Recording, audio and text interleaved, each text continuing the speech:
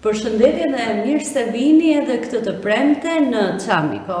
Është një kënaqësi dhe një nder i madh të lexoj një letër për të prezantuar të ftuarin e radhës në këtë takim. Jam një shqiptar i lindur në Paramthi të Çamërisë. Në moshën 7 vjeçare po aty në Paramthi kam jetuar tmerre, mbasi më kanë vrarë prindrit dhe pjesëtar të tjerë të familjes jam burgosur dhe mbas 6 muajsh ushtarët anglez më ndihmuan që të vinë në Shqipërinë nën. Sali Bollati në fakt vjen këtë të premte në tryezën e diskutimit nga Shtetet e Bashkuara të Amerikës, ku ka ndërtuar jetën e tij për të na rrëfyer çamërinë e tij, edhe për të na rrëfyer pa diskutim jo vetëm brengat, po edhe se si e shet të ardhmen. Ju falenderoj shumë që keni ardhur. Faleminderit juve. Dua që prezantimin tjetër t'ua lë juve. Keni ardhur bashkë me shoqen e zemrës, me udhëtaren e jetës, me njeriu me cilin keni ndërtuar jetën, keni ardhur edhe në Tiranë sot. Faleminderit shumë për fjalët e arta, të ëmbla, njerëzore që flisni. Edhe dua t'ju falenderoj për këtë iniciativë të madhe që keni marrë, vajzë e re, por aman me shpirt shqiptari, edhe përpiqet nëpërmjet bashkë me Fondacionin Hasan Tassimi, emrit i cilit është një ndër Pompejt e Çamërisë, ka qenë drejtori i parë, rektori i parë i Universitetit të Stambollit. Edhe emri i tij i njohur në gjithë botën. Dhe ne në një kohë që një pjesë po përpiqet ta harrojë Çamërinë, ju si zonjë vërtet, bashkë me Alketin, bashkë me ne të tjerë që kemi jetuar atje, duam që të nxjerrim atë që mungon. Edhe ju jeni njërë nga ato që do merrni si atë që meritoni, krenarin e të qenit intelektuale shqiptare, e edukuar me shpirtin shqiptar për shqiptarin në të gjithë trojet etnike shqiptare. Faleminderit për këtë. Pa ju, pas secilin prej jush këtu në këtë tryezë të bardhë diskutimit Çamikos nuk bëj dot, kështu që ju falenderoj edhe juve zonja Pronjo, si t'ju drejtoje me emrin tuaj. Nuk ka problem të të fjallë. Mirë se erdhët në studion e Çamikos. Si shkoj rruga edhe çfarë ju sjell sa herë gjithmonë në këtë vend, dhe sidomos në Qershor kemi një pelegrinazh shumë të rëndësishëm që ne realizojmë thuajse gjithmonë. Mirë se erdhët edhe një herë. Faleminderit. Ne zakonisht vim gjithmonë në Qershor, se vim çdo vit, që kur kemi ikur, kemi gati 25 vjet. Vim për herë në shtëpinë tonë, takojmë njerëzit tanë këtu. Në hapet syrin nga rinia, sidomos kur ka një event që vlidhe pjesë çame, dhe shikoj rinin që ka marrë stafetin, më hapet zemra bëhet më e vërtetë. Dhe ne jemi këta që jemi edhe për shkak se ju na e keni treguar historinë. Po çfarë ndodh në New York? Mirë në Qershor, neve kemi gjithmonë këtë pelegrinazhin në varrezat e Klogjërit ose aty në pikën kufitare ku shumë nga çamët mbërritën në Shqipëri për të gjetur një lloj strehe dhe sigurie. Po çfarë ndodh në New York? Jetojmë atje. Unë kam 25 vjet që jam ftuar në New York në një konferencë ndërkombëtare për mbrojtjen e fëmijëve, ashtu siç jam mbitur vet, dhe gjatë gjithë kësaj kohe, atje Çamëria përmendet me krenari. Flamurët shqiptare janë në të gjithë rrugët. Ne një herë në vit bëjmë paradën e Çamërisë bashkë me shoqatën Rënjtë Shqiptare. Në Rënjtë Shqiptare me Marko Kepin bëjmë njëkohësisht në konferenca të ndryshme dhe për më tepër në vitin e shkuar edhe disa qendra fetare kanë mbajtur liturgji për martirët e Çamërisë. Dhe këtu dua të theksoj një diçka të veçantë që peshkopi i kishës Arbreshe në Buenos Aires të Argentinës mbajti edhe ai një mesh për martirët e Qamërisë. Dhe është një ndër të vetmet mesha që është bërë pa ndasti? Është e vetmja mesh e vetme liturgji që i themi neve, me vlut që i thonë, por kisha ortodokse e krishterë e New Yorkut nuk e mbajti atë punë. Dhe ajo kisha që Fanoli i Madh e ktheu në kishë shqiptare në para 100 e sa vjetësh, ajo akoma sot e kësaj dite e mohon problemin e Qamërisë, bashkë me politikën edhe të shqiptarëve, të qeveritarëve shqiptarë, e mohon, kurse këto të tjerat, katolikja, muslimania, protestania, të gjitha janë njohur edhe e përshëndesin këtë punë. Ta takonja si vjetë, kam komunikuar dhe më quan vlla Salin letrat e tij, sepse e njeh shumë mirë problemin e Qamërisë, e njifte Rahmet Pas, e njifte shumë mirë problemin e Qamërisë dhe Qamëria është tokë shqiptare, Qamët janë shqiptar, grekët janë frikacak që i kanë dënuar dhe i kanë vrarë shqiptarët e Qamërisë. Fjalët, unë jam kryepeshkopi i Qamërisë, jam Fanoli i Qamërisë, thot ky për atë veprën e madhe që ka bërë Fanoli që me respekt madh për shqiptarizmën. Sepse Fanoli ngriti flamurin shqiptar në kishën ortodokse të New Yorkut që nuk e lejonin të varoste një dikë me mesh shqipe. Këta ishin, pra feja nuk është diçka politike, feja është diçka shpirtërore dhe si shpirtërori ne do të jemi të barabartë me gjithë tjerët. S'kemi se të shajmë. S'kemi edhe aty që punoja në Bashkinë e New York kisha ruse që fute njërën tjetër, respekt të njëjtë kishin për gjithë. Feja nuk është, Zoti është një, edhe përderisa Zoti është një, që do të jemi pasus edhe predikus të ati të vërtetës. Pa diskutim, por familja juaj ka një histori që patjetër e bën një ndër historitë më tragjike edhe në raport me se si është ndjekur nga pala greke. Çfarë ka ndodhur me familjen tuaj në emër të fesë dhe në emër të besimit? Unë di që edhe mediat në Greqi e njohin si histori dhe përmendën në lajmet që kanë raportuar atëherë. Kur u bë kryengritja greke më 1821, bejlerët feudalët më të mëdhenj të Qamërisë, Islam Pronjo nga Paramithia dhe Luça Pari nga Margliçi, me ushtritë e tyre shkuan edhe ndihmuan kryengritjen greke. Dhe në atë kohë drejtuesi i kryengritjes greke Dimitri Ypsilanti i quan vëlla Pronjo dhe vëlla Çapar, që këndej jeni vëllezërit tanë, sepse juve na ndihmuat neve për të shliruar nga turku. E u gëzuan, por çfarë t'ju them? Çfarë t'ju them, zonjë? Mbas disa vitesh, mbas disa muash, kryepeshkopi i Qamërisë nxjerr një urdhër dhe urdhëron që familjet e krishtera, vajzët t'i shkojnë në shkollën greke, sepse nesër, kur të bëhen mësuese, t'i edukojnë fëmijët jo në shqip, t'i edukojnë në greqisht. Kjo është fillimi i dukjes së asaj anomali nuk ishte, po është një urrëtie pa bazë. Ishte një vllazëri e jetuar, pra nuk ishim të ndarë. Dhe ish kryepeshkopi i Paramithisë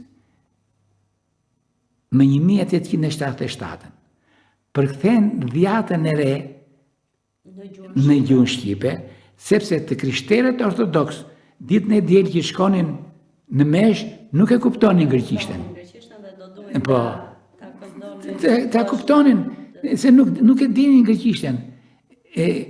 Kurse ky tjetri mbas kryengritjes, meqense kryengritja u bë në ndikimin e ortodoksisë ruse. Atje ata mbollën miksin greke Dhe me atë mendim të ortodoksisë ruse, erdhen dhe ngritën megalidhen, idenë e madhe. Unë me thënë të drejtën, me qenë se i vranë këta njerëz e mi atëre. I vranë, i masakruan dhe i lanë pavareze. Duaj që të bëj një varë që të vetë, të ke mundësi që të vete, të vej një tuf me lule atje. Se shkuam në Qamëri nuk jetëm, shkuam me bulin, kemi shkuar dy herë. Edhe nuk jetëm asnjë shenjë të atyre që kanë vrarë. Do të shkojmë aty, po para kësaj duat më tregosh si erdhe. Ishe 7 vjeç kur masakra, gjenocidi, çfarë ndodhi në shtëpinë tuaj, atë ditë, po kryesisht ndoshta edhe 3 ditë para, se ndoshta atmosfera ka qenë. Ndëgjoj zonjë dashur. Unë kam qenë 7 vjeç.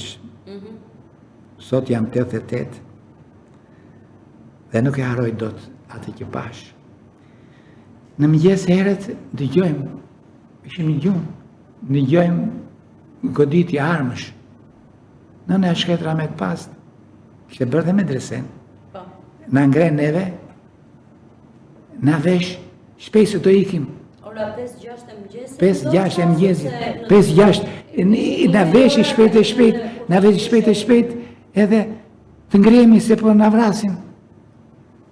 Edhe unë nisëm, sepse shtëpia jonë është sipër në kodër, aty është edhe kulla jonë, edhe kurse daja im, Rahmet Past daja se në ndihmoi pastaj shumë mirë, edhe e ka shtëpinë mund qendër të Paramethis, pranë sahatit. Edhe ne shkuam atje, erdhën e goditën derën, unë ngrit baba i shkret edhe të hapte derën e dajës. Një ta kapur ata, me neve. Prita ta se kam familje aty e njëret, me ne. Thori, nëna, jo, në asnjë mënyrë, e morën babaj, e quan në shkollë dhe atje e vranë. Ty mblodhën të gjithë burrat. Me bura plot, nëna Rahmet Past, na mori neve të ngremi, ikim në shmë më mirë se më të vinë prapë këta zervisat. Shkojmë si qim, vlajim të 13 vjeç kështë nisu kështë shkuar ka hala. Motra 9 vjeç, unë 7 vjeç, vlaj tjetër 5 vjeç, motra vogël 2 vjeç, Makbule, që ka emi. Edhe nisemi shkojmë ke shtëpia. Të 5 fëmijët. Të 5 fëmijët. Kur ke u bori, u të meruan pa mje, të vrarë. Në oborin e shtëpisë. Në oborin e shtëpisë. Gjyshin, imam, e kishin tërhequr në përshkallë, edhe e kishin vrarë. S'kishin që të bënim. Na merë nëna shkret, edhe na qonë ishte afër me dreseja, e na qonë atje që të strahoshin me të tjerët. Shtroni si punë qëllimi, edhe filloj të na mësojnë neve nga Kurani, me thënë drejten, se të kujtojmë për ata që u bë, se që u bë, nuk është drejt ajo punë, e të respektojmë edhe gjyshin edhe babën që ashtu. Një lloj kënge që i respektonte. Kur mbas sa kohë vjen një oficer, ta ke rëmbenën. Hajde me mua. Pritë me i thamë neve, jo, të marrë këtë tha, djalin e madhë Salion, jo, nuk lejohet. Kjo është këtë nëzirë një fotografi nga gjiri, është e vetë një fotografi e babit të ndra. Nga ato të vogla që bëshin për dokumente, ruaj këtë se është e vetë për gjë që ruaj. E mora unë atë qaj, desha të shkonja me nënën, mbas gjësore në alën pranë se e vranë në gjamin e tuaj nënën. Atje juve mbetët vetëm. Ishte Qerimeja 9 vjeçe, unë 7 vjeç, Faruku 5 vjeç, edhe Makbulja 2 vjeç. Betëm atje. Nënën e vranë ke xhamia e bollatatëve, babain mbas një 2 ditësh bashkë me Gjithë burrat e Paramithis kishin mbetur i vranë të shkolla. E kur kam shkuar në herën e parë, Gjyshin në shtëpi, gjyshin në Në shtëpi dhe edhe- ju tek darat. asnjë i varosur. Sa të them është atje në burg, na ishim mbushur në një shtëpinë e me gjyshve. Nuk e dim duke se keni Unë merr gjysh. në ashtu një shtëpi e madhe. Ej me halit. Ashtu ramet pas e ajo, edhe në mblodhën atje, gra fëmijë e të vegjël, pa ushqim, pa gjë, për ditë vdisin njerëzit nga uria. I merrnin se ku i qonin, i varosin, atë më di gjyshja, 72 vjeçë. Atje më di Faruku, 5 vjeçë. Unë e që me di që kjo motra vogël Makbulia, 2 vjeçë. 2 vjeçë.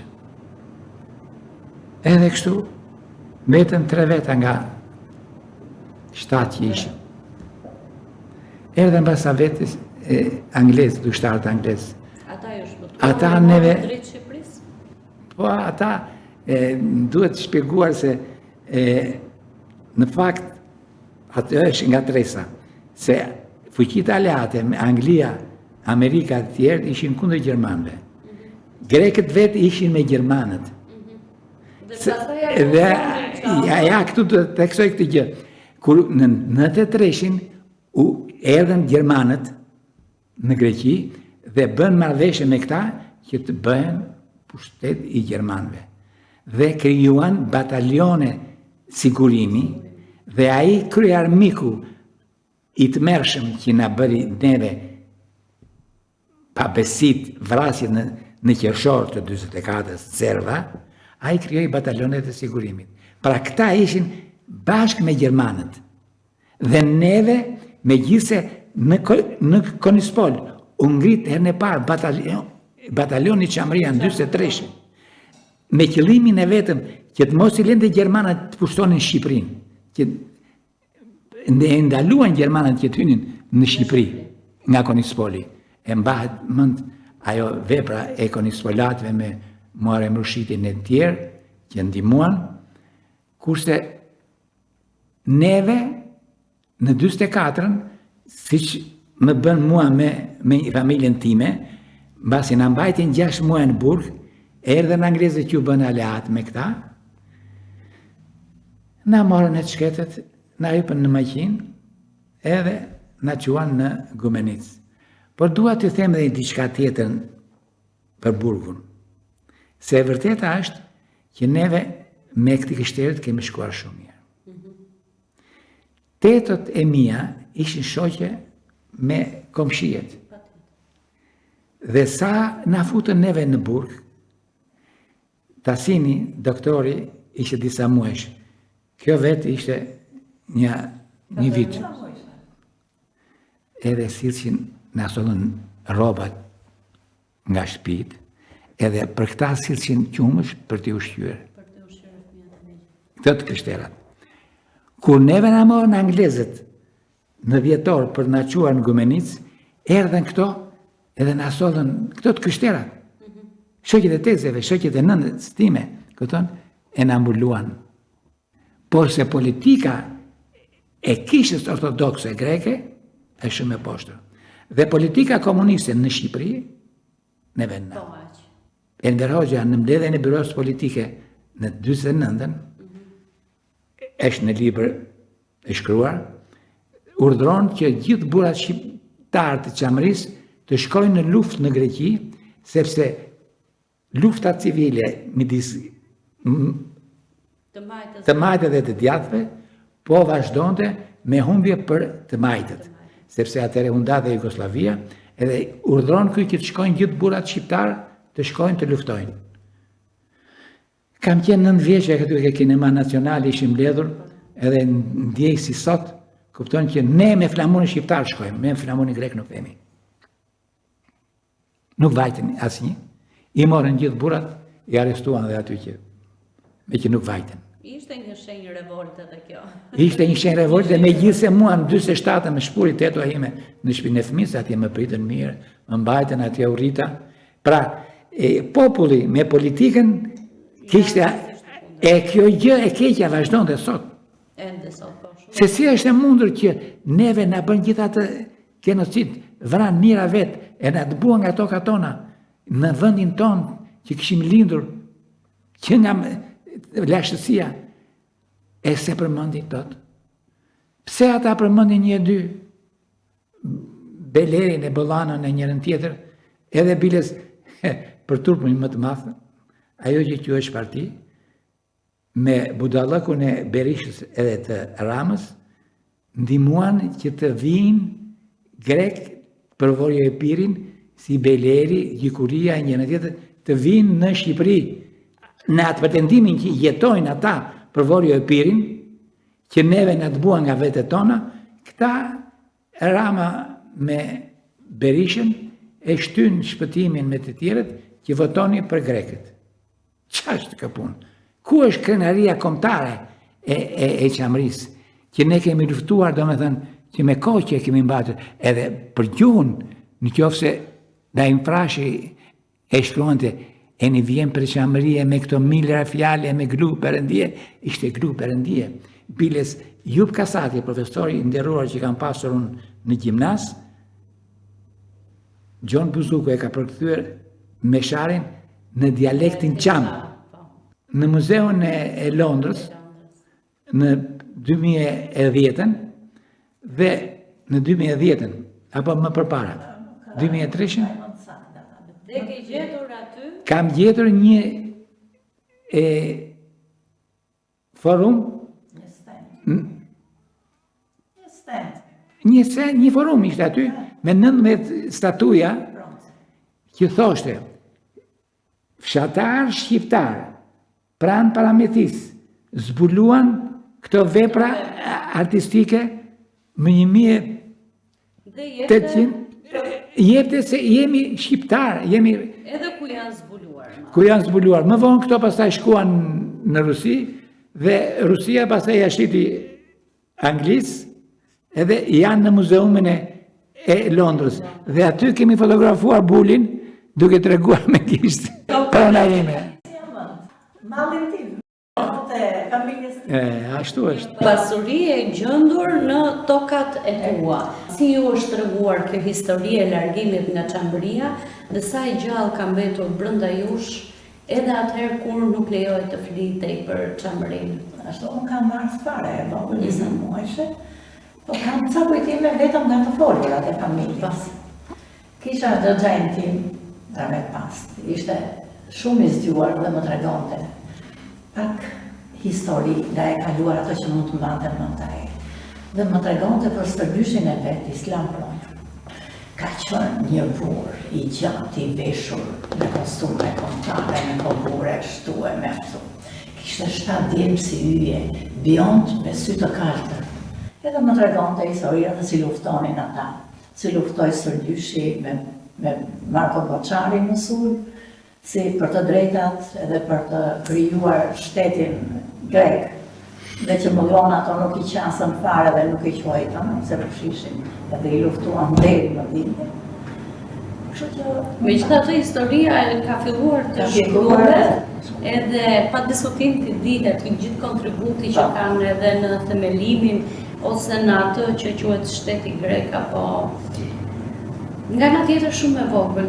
shumë pak. Çfarë si ju janë treguar masakra dhe gjenocidi i qershorit? Gjysha ime, që ishte pronjate dhe që ishte pasuri për fund, ishte dhe ajo e burgosur me gjitha të zonjat e tjera.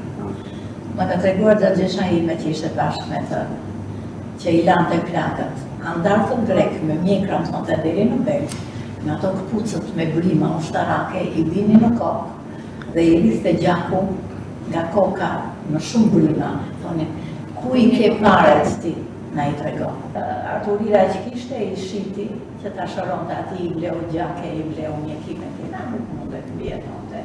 Ishte shumë i ri, rreth 30 vjeç që vdiq, ma më larë vogël rreth 1 viti. Mamaja ime mbylli jetën me mua, mariti mua. Ajo ju ka mbajtur gjatë kohës që kalon të kufirit? Gjithjetën ajo, punoi, kur i kthye vëllezërit, ishte edhe një nën plak. Historirat e çambe janë të pafund. Kjo është një gjë e vogël, si thua, është një pikë uji në oqeanin e ngjarjeve të mëdha të çamrisë. Dhe hyj diçka unë për atë që na ndodhi në park, me kishim me bulin. Edhe duke jetë rrugës, çfarë flisim ve? Shqip. Nga jeni erdhëm këtu. Ua, nga Paramthia, I thashun erdhëm, I thashun për të pyetur për Veli Manzuranën. Qish më thua, më tha mua kjo? Unë gruanet e kesh motër, tha. Po ikën ata, tha, në Australi. Po aman, kishte njëra, vajza e këti, kishte humbur vllajën në Paramthi. Ajo tha iku, tha, në Australi, tha, po kishte një të madhe në zemër, tha, se I kishin vrarë vllajën në Paramthi, edhe la një fëmijë të vogël 4 muaj. Qa I thashun? Ta kaptasun, ja, ku e ke I thashun të asinin, doktorin. Më falas, ishte shumë rënqethse, edhe ka shpëtuar ky, tha mua, po I thashun ka shpëtuar. E u përqafuan ashtu e njërën tjetër. Tasini, doktori, I shkruan qunit të hadhës në Australi. Hajde I tha Hamdi, tha, se e kam gjetur atë që njifte në nënën tënde. Niset ai nga Australia, shkon taso me gidin nga Konispoli, I ndalojnë, s'keni të drejtë hyni. Ne jemi gjallë, ata s'len, ne, unë me bulin si Amerikan. është një histori kaq e gjallë, e kaq e jetuar, jo ne që e jetuam atë punë. Ajo që lexova unë gjatë prezantimit ishte një letër që ju I dërgoni dikur Fatos Nanos për t'u prezantuar. Unë lexova vetëm fjalitë e para edhe si një formë prezantimi. Për 50 vite ishte shumë e vështirë që të tregoje historinë tënde, të flisje se ishe çam, e vështirë që të arrije disa gjëra për karrierën tënde, për jetën shoqërore, flite gjithmonë brenda shtëpisë. Kur e kuptuat që kishit heshtur mjaftueshëm? Isha një ndër themeluesit e shoqatës Çamëria, edhe në mbledhjen e parë që e bëm për të qenë krenar se jemi shqiptar.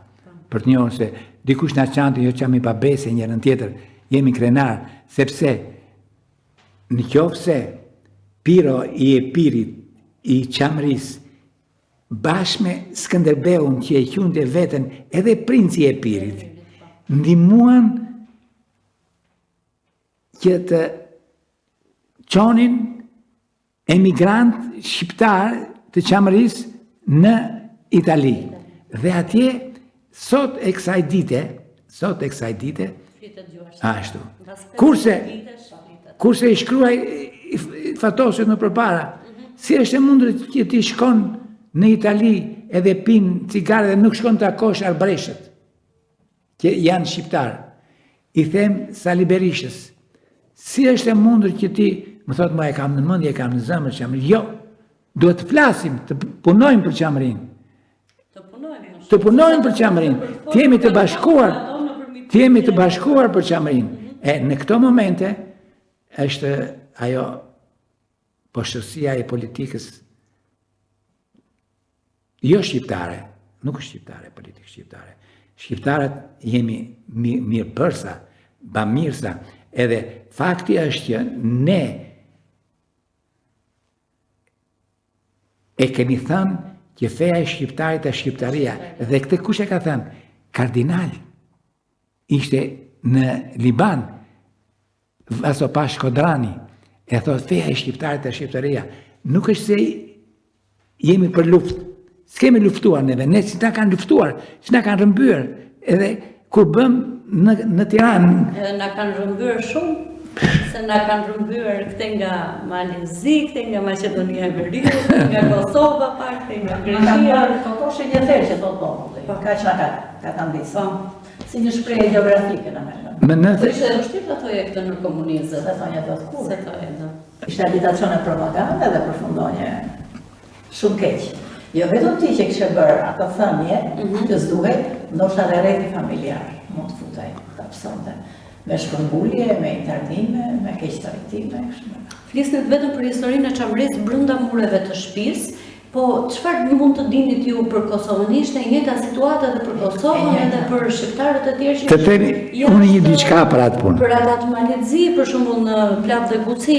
Në kohën e mbretërimit të Zogut, kishte hapur shkolla shqip, konvikt Çamëria, edhe vinin, edhe nga krahinat e tjera, sepse Konispoli ishte nën prefekturë e Çamërisë.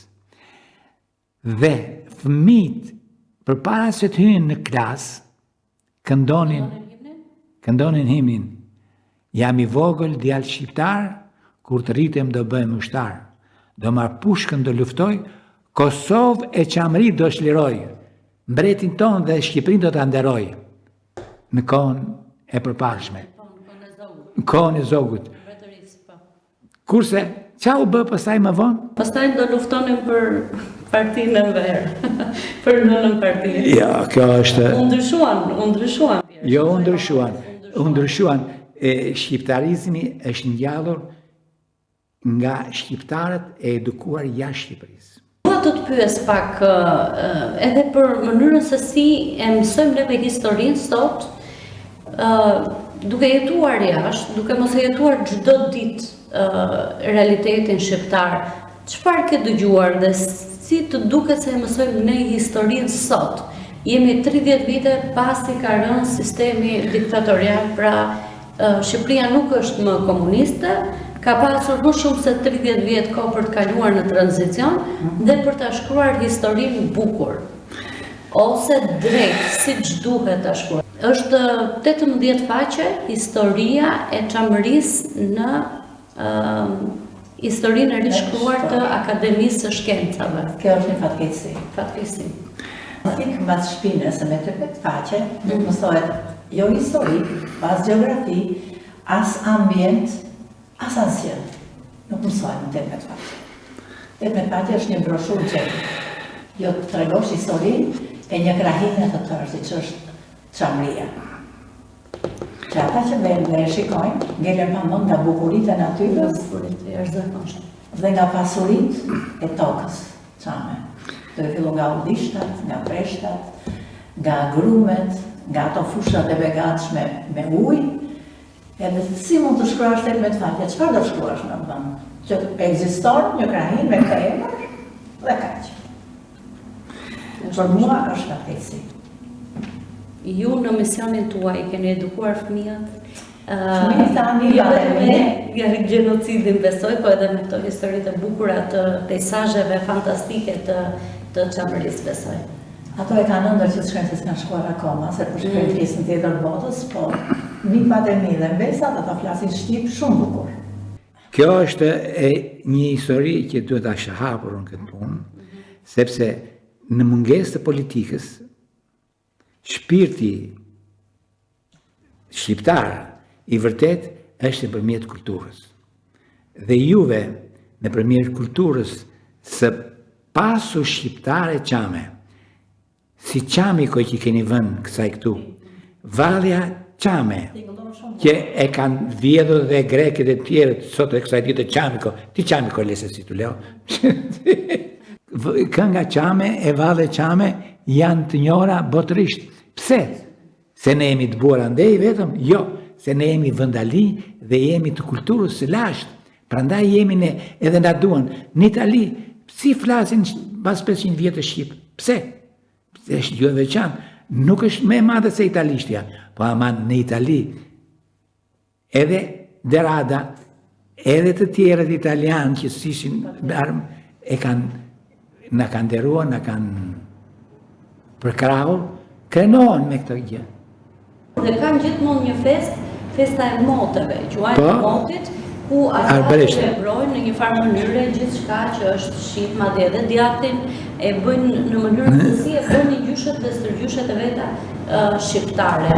Ka zgjedhur gjithmonë detin afër, kjo më bë përshtypje si Arvëresh. Po ashtu dhe atje që jetoni, atje shkon të përshtaten pra. Edhe ne, zakonisht, çamët kemi zgjedhur gjithmonë.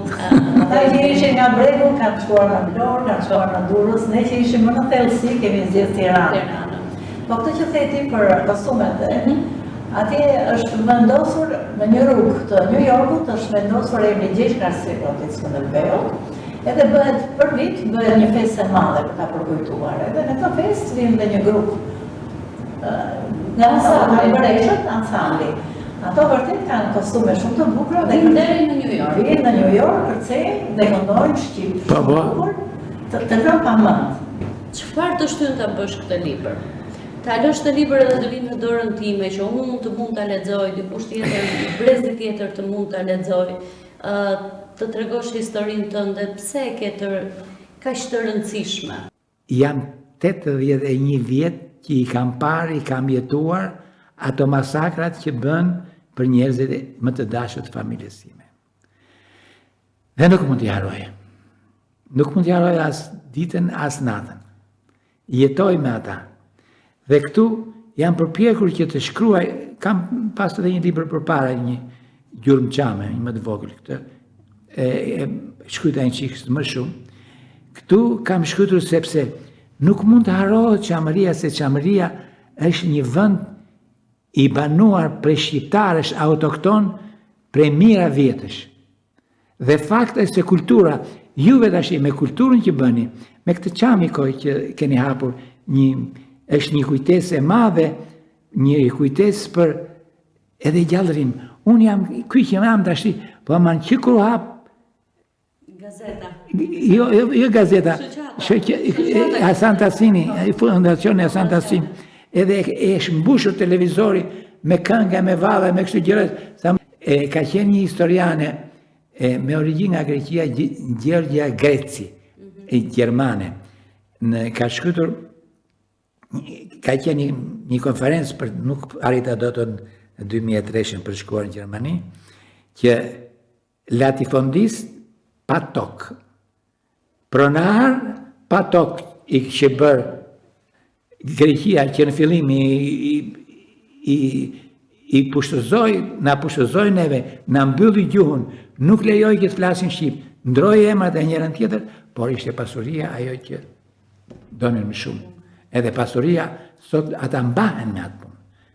Shqiptarët kanë shkuar për të punë mbajtur veten, po ama ju ka prishur emrat. Neve në Amerikë kemi askush nuk i ka. Jo, vetëm greku. As italiani, as anglezi që është vendi më i madh i botës, nuk të ndryshon emrin. Veneti si duash Makbule, Sali, Bollati, tjetër një, nuk të pyes njëri. Të them edhe një gjë tjetër për atë. Ishim në Korfuz, edhe po ktheheshim me ferri, po ktheheshim në Gumenic. Duke folur shqip. Sa turistë të tjerë. Çfarë gjuhë është kjo? Shqipi thashën. Po nga jeni? Nga Paramithia. Paramithia, ajo është shumë larg kufirit. Nga e dini që flisnin shqip? Ti thej thashun që je nga Selaniku. Po tha. Deri në 19 në Selanik nuk keni folur greqisht ju thashun. Keni folur shqip, sepse atëherë e mori Greqia atëherë.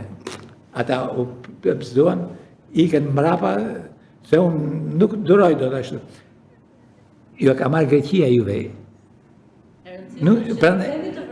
Të vërtetën është kjo. E vërteta ishte shqiptar. Unë e kam shkuar atje.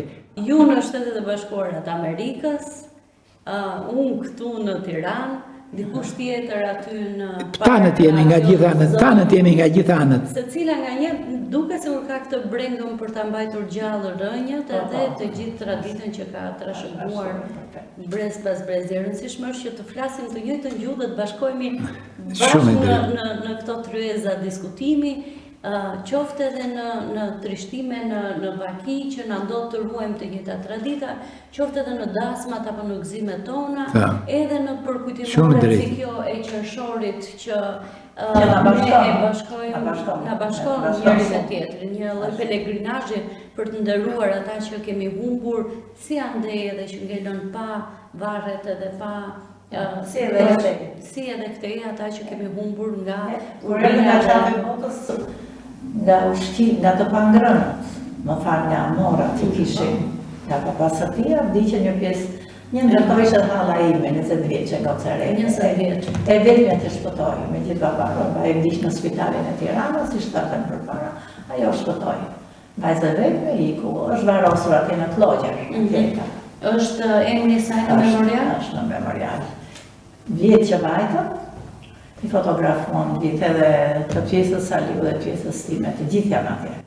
Edhe unë kam çdo vit një fotografi të tillë, pranë emrave të familjarëve të mi, për të nderuar pa diskutim kujtimin e tyre, po edhe për të mbajtur gjallë pastaj këto histori që më janë rrëfyer vit pas viti edhe me rritjen time që e vogël e deri më tani. Unë ju falenderoj jashtëzakonisht shumë, po shumë për këtë bisedë. Në falenderimi takon juve, sepse keni nisur një vepër kaq të madhe, se do ikim, se cili do iki, por aman, veprën që bëni, që të përhapni kulturën, të përhapni historinë, të përtetën për një krahinë të vërtet shqiptare që është rëmbyer, është edhe sot padrejtisht harrohet, çamëria është gjallë. Po. Është atje ku është. Është do tjetë dhe për sa kohë ju keni pasur misionin e rëndësishëm, dikush për ta shkruar këtë libër, dikush tjetër për ta treguar në shtëpinë e vet me dy vajzat tuaja e pastaj dy vajzat edhe shqipen. Sa kohë ju e keni pasur si mision për t'ja lënë trashëgimi fëmijëve dhe nipërve e mbesave, do t'jetë çamëria gjallë një lloj siç është shqipja ka arbereshët. Ashtu. Faleminderit shumë për faleminderit. Alkete dhe ju e falenderit. Faleminderit edhe ju dëgjues, shikues që na keni ndjekur gjatë gjithë kësaj kohe në Çamiko. Do të shihemi si gjithmonë të premten orën 20:00. Faleminderit.